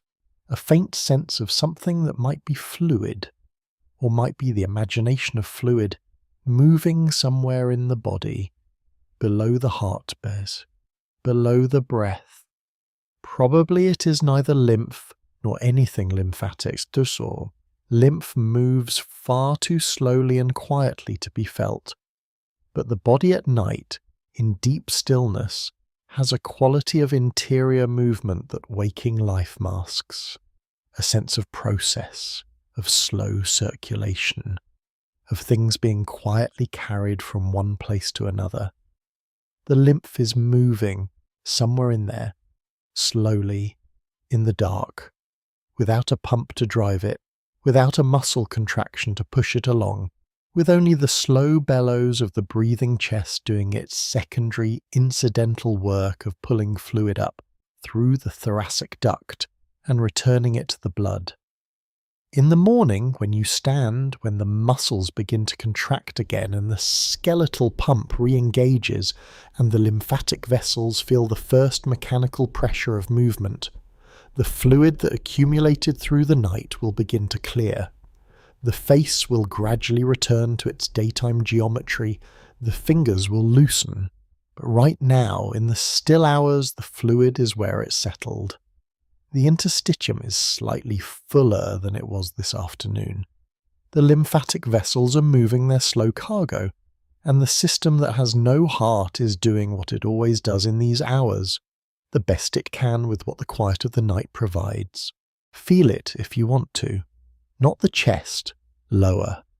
The breath that moves through you right now, at this hour, in this stillness. It originates somewhere below the ribs in a dome of muscle that has been contracting and releasing without pause since before you were born. You were still inside someone else when it started. It didn't ask for permission then, it hasn't since. The diaphragm is the only skeletal muscle in the body that essentially never rests. Every other skeletal muscle, the ones in the legs, the back, the hands, the face, cycles between contraction and recovery, is used and then released. Even the muscles of the heart, though cardiac muscle is its own distinct type, have their diastolic pause built in, the brief relaxation between beats. The diaphragm contracts approximately 12 to 20 times per minute while awake and somewhat less during sleep, but it does not stop, cannot stip, has not stopped in you since the first breath your body drew.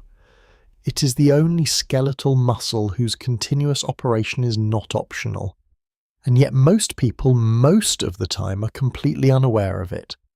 Right now your breathing has a different quality than it did this afternoon. Slower, probably somewhere between 12 and 15 breaths per minute if you're drifting, possibly lower in deeper sleep, deeper in terms of the diaphragm's descent, more mechanical, less responsive to the kind of subtle cognitive and emotional fluctuations that modulate daytime breathing without your awareness. Faint breath hold of concentration, the small irregular intake before speaking, the unconscious sigh of mild frustration. Those variations, driven partly by the voluntary corticospinal pathways that can override the automatic respiratory centers, are quieter now, the breath running more purely on its older circuitry. There are two control systems for breathing, roughly speaking, and they operate in parallel and sometimes in negotiation. The voluntary system, running through the motor cortex down the corticospinal tract, allows you to hold your breath, speak, sing, play a wind instrument, change your breathing pattern deliberately. The automatic system, centered in the brainstem's respiratory control centers in the medulla and pons, operating on chemical and mechanical feedback, runs continuously regardless of conscious input, and takes over completely when the voluntary system is not engaged.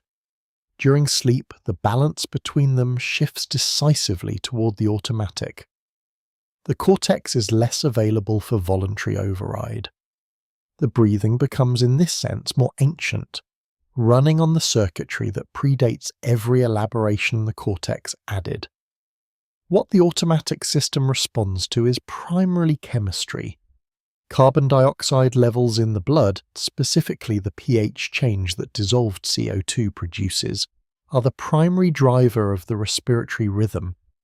When CO2 rises, chemoreceptors in the medulla and in the carotid and aortic bodies signal the respiratory centers to increase breathing rate and depth, clearing the CO2 and restoring pH. When CO2 falls, the drive reduces, the breath slows. During sleep, metabolic rate is lower. The body's cells are consuming less oxygen and producing less CO2 than they were during waking activity. The chemical drive to breathe is, as a result, slightly less insistent. Not absent, the chemoreceptor system is still active, still monitoring, still correcting. But operating against a background of reduced CO2 production means the breath can be slower without triggering the correction response. The breathing finds a natural equilibrium at a lower rate. This is why the breath at night feels different if you happen to notice it. Less urgent, more patient, each cycle separated from the next by a fraction more time than the breath allows itself during the day. The diaphragm descending, the lungs filling, the brief pause at full inflation, felt in the slight resistance at the top of the breath, the momentary fullness before the passive recoil begins, and then the release, slower than noon, more complete. The diaphragm itself is unusual among skeletal muscles in its fiber composition. It contains a high proportion of fatigue-resistant oxysterol-sedative fibers, type 1 and type 2A, that are specifically suited to sustained repeated contraction without the metabolic debt that would accumulate in muscles with higher proportions of fast-twitch glycolytic lipids. It has its own robust blood supply. Its cellular machinery is organized around the assumption of continuous use. You could not train yourself to exhaust it the way you could exhaust your biceps or your quadriceps. It was designed, if evolution can be said to design, for exactly this: to keep going when everything else has stopped. There are stretch receptors in the lungs, pulmonary stretch receptors in the airway's smooth muscle, responding to inflation, that send signals via the vagus nerve to the respiratory centers in the brainstem with every breath. The Herring-Breuer reflex. When the lungs reach sufficient inflation, these receptors signal the inspiratory centers to inhibit further inhalation, triggering the switch to exhalation. This feedback loop has been running in you all night. The vagus nerve carrying information about lung volume to the brainstem, the brainstem adjusting the respiratory output, the diaphragm responding, the lungs filling and emptying, the receptors reporting back, a closed loop running without you. The diaphragm also has its own proprioceptive awareness, muscle spindles in the costal portion sensing length and rate of length change, Golgi tendon organs at the muscular tendinous junction sensing tension. These proprioceptors feed information back to the spinal cord and brainstem about the mechanical state of the muscle itself. The diaphragm, in a sense, knows where it is, knows how hard it is working, reports on itself continuously to the systems that coordinate its activity.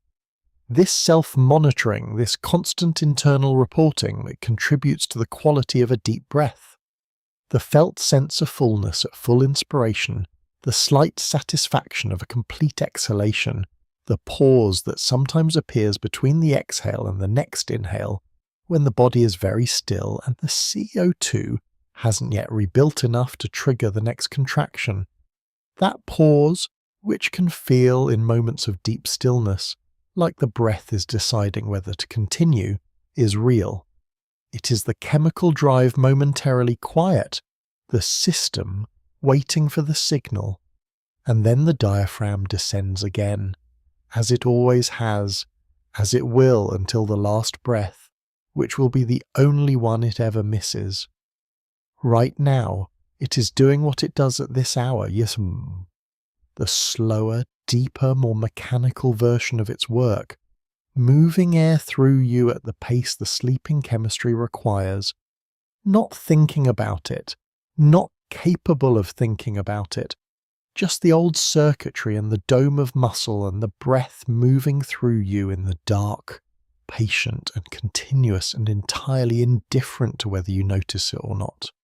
You can notice it anyway, the rise, somewhere below the ribs, the brief pause at the top, the release, each cycle a little slower than the last, or it seems that way, in the stillness. The diaphragm, which has never once been asked if it was tired, continues. There is a point, if you follow the biology back far enough, where the familiar stops, not gradually, it stops at a specific threshold, somewhere in the deep past the vertebrates, past the first-jawed fishes, past the Cambrian, into the older and stranger world of organisms whose relationship to you is real, but almost impossible to feel as real. The molecular evidence is there. The homologous proteins, the conserved gene sequences, the receptor structures that appear in animals so distantly related to you that calling them relatives requires a kind of intellectual commitment that emotion can't quite sustain. And yet, adenosine signaling, the molecular mechanism through which the metabolic cost of waking accumulates and eventually drives the organism toward rest, appears in organisms that diverge from the human lineage so long ago that the divergence itself is difficult to hold in mind.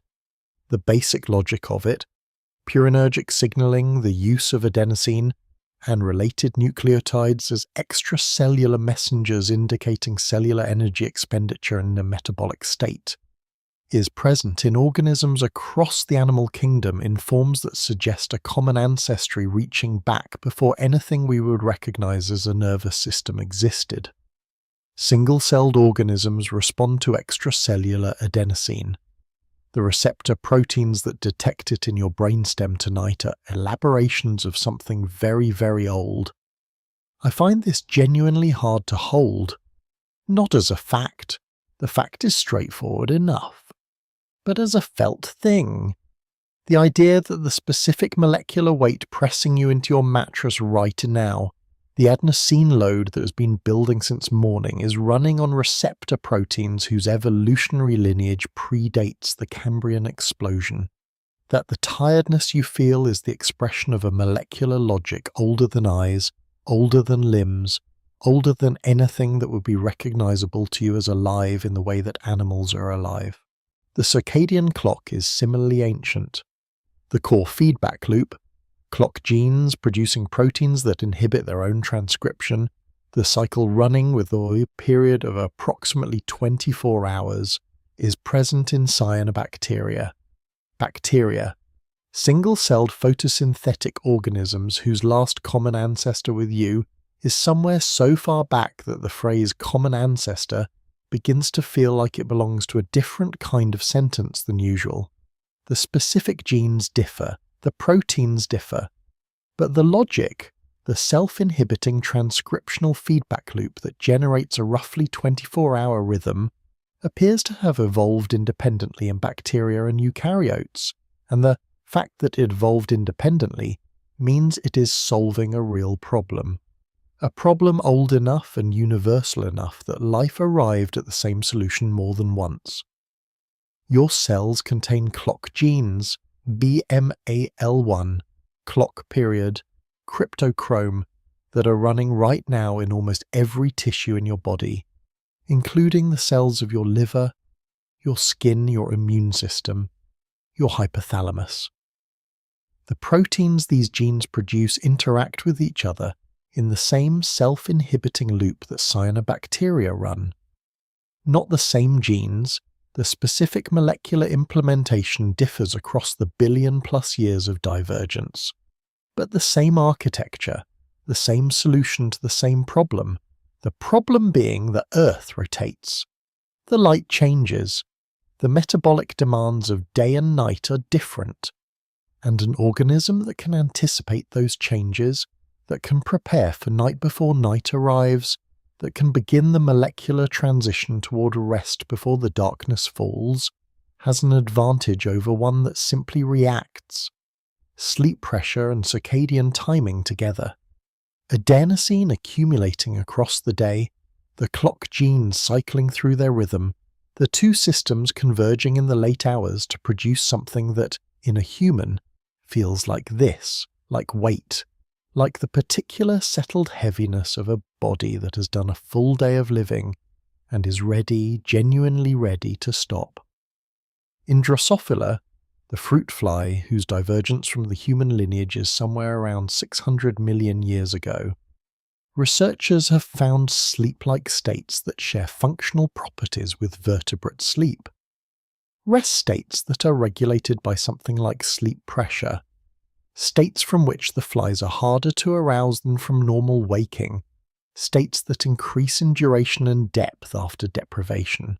The molecular pathways involved include dopamine signaling, cyclic AMP cascades, and, significantly, the same basic logic of activity-dependent accumulation of a rest-promoting signal. A fruit fly accumulates sleep pressure. When I first encountered this finding years ago now, something in the framing of it struck me as almost comically inadequate. Sleep pressure, the technical term for the homeostatic drive to sleep, sounds like something a sleep researcher coined in a laboratory in the 20th century, and it was coined then in those terms. But the phenomenon itself was apparently being solved by organisms with no cortex, no brainstem in any vertebrate sense, no anything that would be recognizable as a sleep architecture. 600 million years ago, the term is new, the biology is not. Fish sleep. Not in a way that looks like human sleep. They don't close eyes, most of them don't have lids to close. They don't have the same electroencephalographic signatures that define mammalian sleep stages, but they show behavioral quiescence, reduced responsiveness to stimuli, homeostatic rebound after deprivation, and in some species, zebrafish have been studied extensively, molecular signatures in the brain during these states that bear meaningful resemblance to what happens in sleeping vertebrate brains. The adenosine system is present, the circadian clock is running, the pressure accumulates and is discharged. And in mammals, in the full vertebrate elaboration of all of this, with the brainstem nuclei and the hypothalamic centers and the cortical involvement and the REM and non-REM cycling, the ancient molecular substrate is still there, still running. The BMAL1 in your hypothalamic neurons is the elaborate mammalian version of something that was working out the logic of timekeeping in organisms that predated your lineage by geological epochs. The adenosine receptors in your basal forebrain are the elaborated descendants of purinergic signaling mechanisms that were present before the Cambrian. What this means, practically, is that the weight you feel right now has a provenance, not a human provenance, not even a vertebrate one entirely. The specific molecular machinery running in your cells tonight, the clock proteins cycling through their inhibitory loop, the adenosine sitting in its receptors, the thermoregulatory coupling between circadian phase and peripheral vasodilation. These are ancient solutions to ancient problems, inherited through a lineage so long that the inheritance itself becomes hard to conceptualize. You didn't develop this, you received it.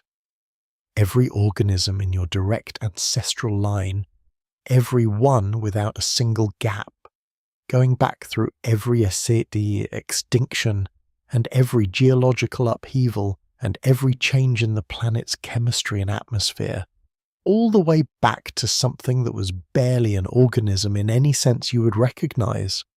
Every one of them solved the problem of the day-night cycle well enough to survive and reproduce. Every one of them ran some version of this chemistry. Every one of them, in whatever way was available to them, rested when the conditions called for rest. The molecular record of all of that is in your cells right now. BMAL1 protein, accumulating in your cell nuclei as the inhibitory loop swings through its nighttime phase. Adenosine, bound to its receptors, carrying the accumulated metabolic record of the day. Melatonin, circulating, telling every tissue with an MT receptor that the light is gone. Clock gene mRNA, level cycling through their 24-hour rhythm in tissues throughout your body, each tissue running its own local version of the same ancient program.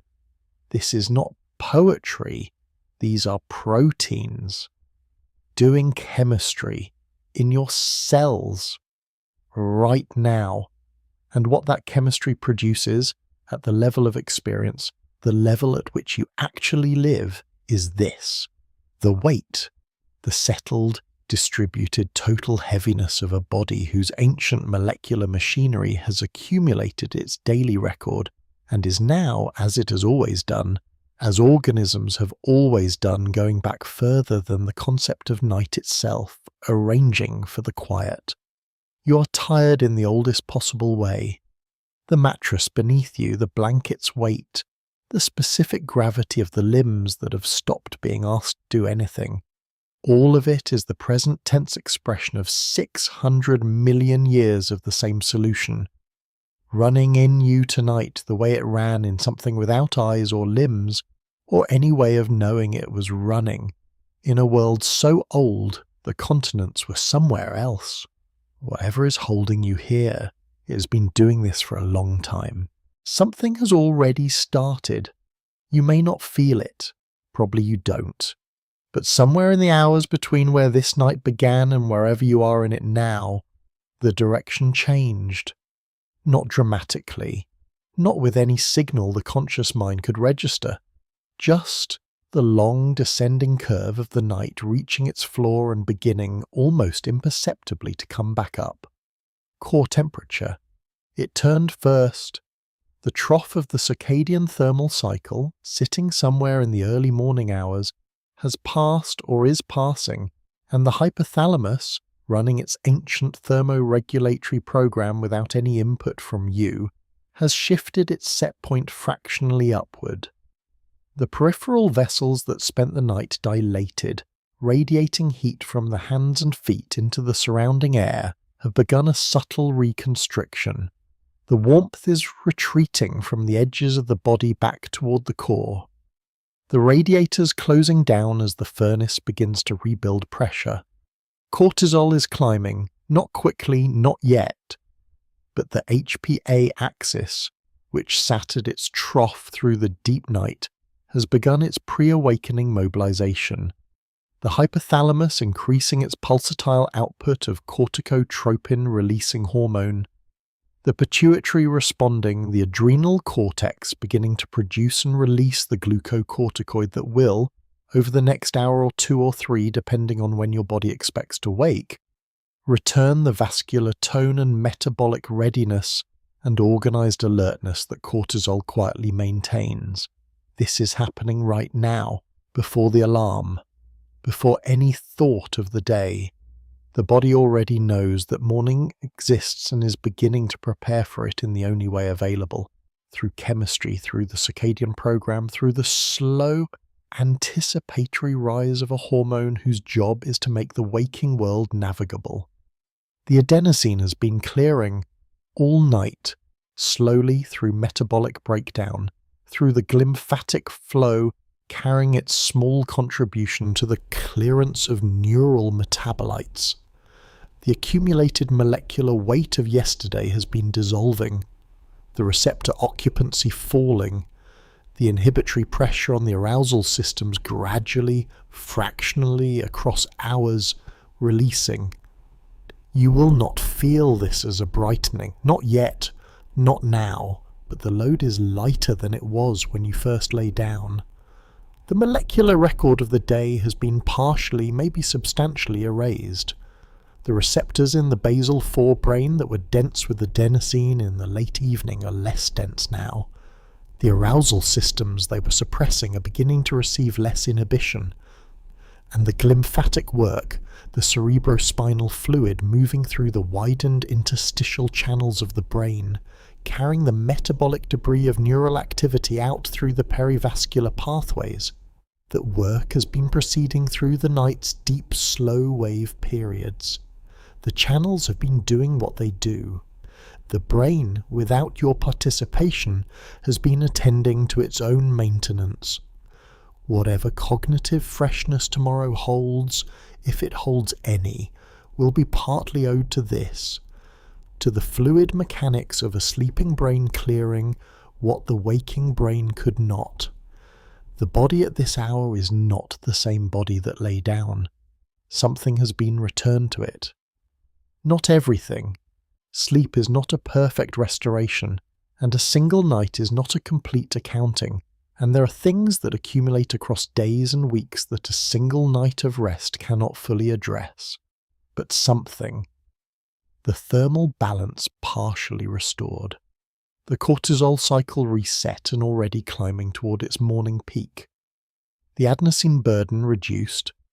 The fascial tissue having spent hours in its unloaded geometry, the collagen matrix slowly rehydrated, the lymphatic fluid having redistributed through the horizontal hours, the liver having run its nighttime metabolic program, the glycogen mobilized, the bile synthesized, the proteins produced in their nighttime proportions, and now beginning to shift its hepatic clock toward the next phase.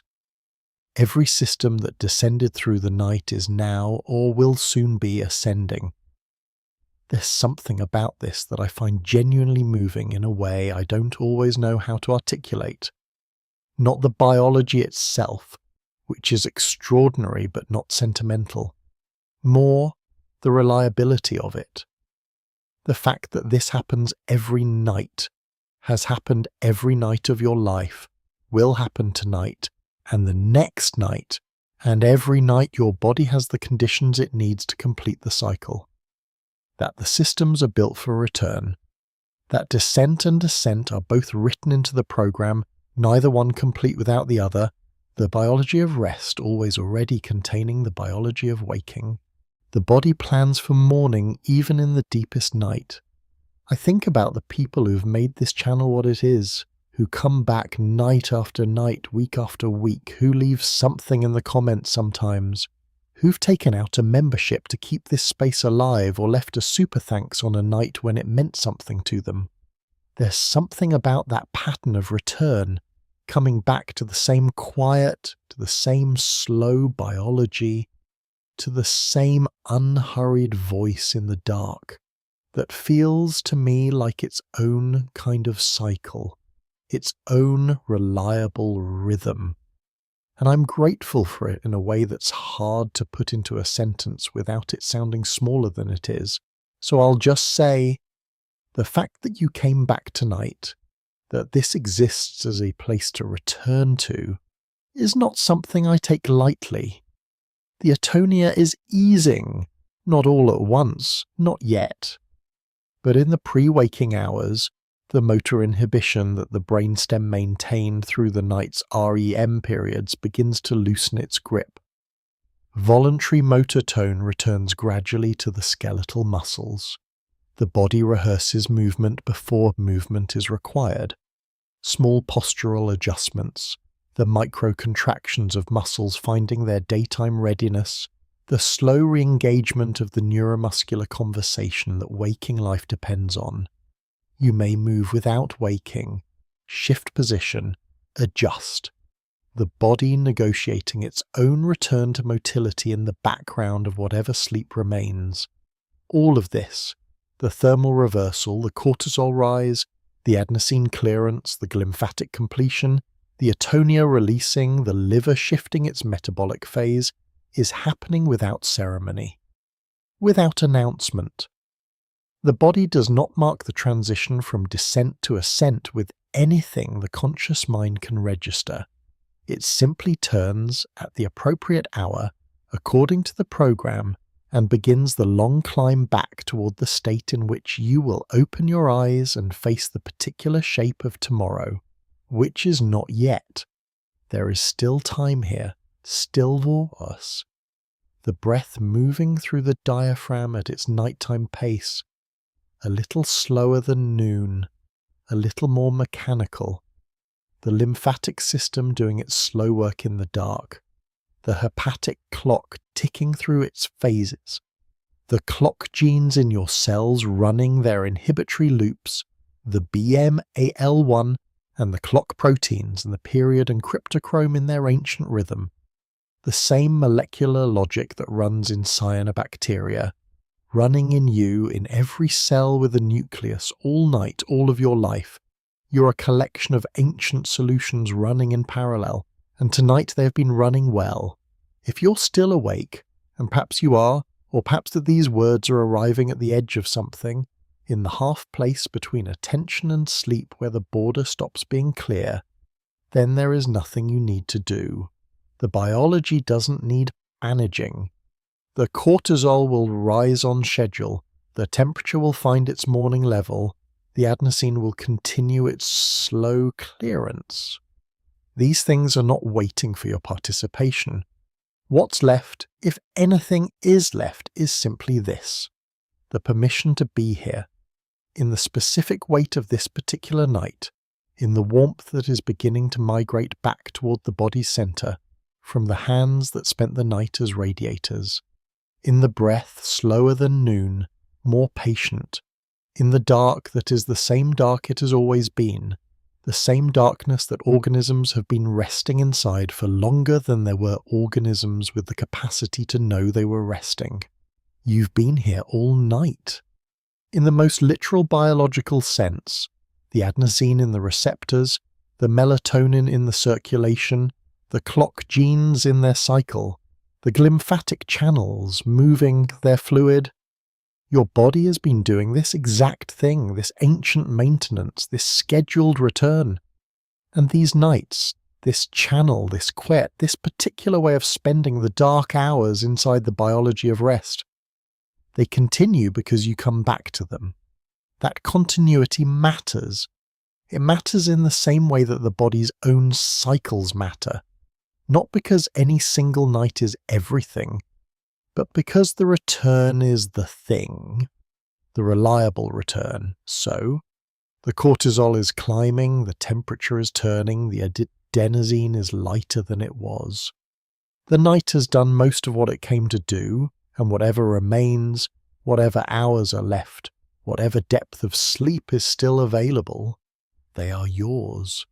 The biology will handle the rest. It always does.